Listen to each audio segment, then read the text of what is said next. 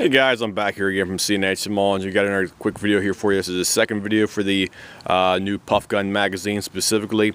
Got the magazine taken apart. It's relatively simple to disassemble the magazine's base down here. All you do is get a small screwdriver right here. Got a small flat blade screwdriver, and your base plate is right here.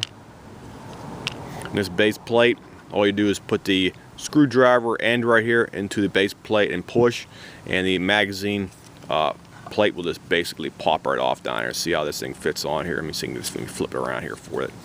Sorry about that. Flip it around here. There we go. I'm trying to look at the camera while I'm doing it at the same time, so bear with me here, guys. So what you do is just you put your screwdriver down here, and you just push up on the bottom tab, and it's plate just slides right off just like that, guys. So that's how it goes on there.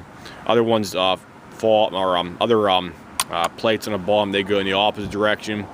Your Magpul magazine over here, the plates come off in the rear position. They go rearwards, they do not go frontwards, and they still have a tab that's rectangular shaped on here. It's like this one, the P-Mags. I think it's a better design myself right there personally, but it is what it is. So the P-Mag ones, they go in reverse direction.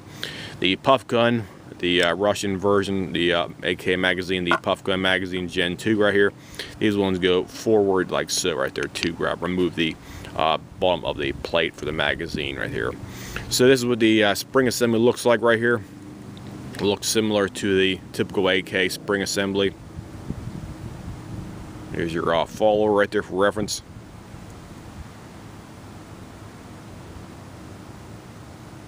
And the top of the follower. And here's your spring assembly. Just give you a whole big whole thing along here.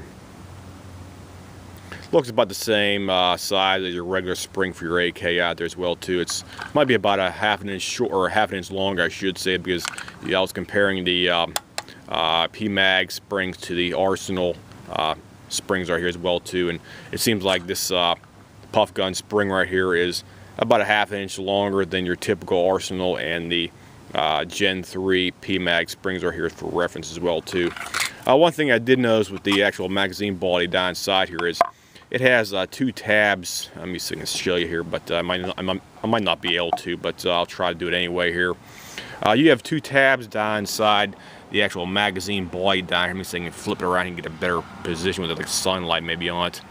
But you have like two little tab areas right down inside here, the actual magazine portion, where the actual follower contacts up on the front right here, and it like snaps into place right there. So I'll try to demonstrate that in the next video right here. But this is a video to show what it looks like taken apart, show you the internal guts and stuff like that as well too. So here's a shot of the magazine body inside.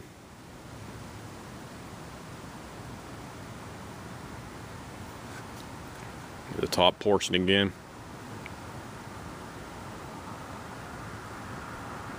So that's what the magazine looks like. Disassembled, the good old PufGun Gen 2 with the metal reinforcement teeth on the front and the back for the locking lugs. So that's what it looks like, guys. So we'll make a third video here for the magazine. So stay tuned, guys, and I'll see you.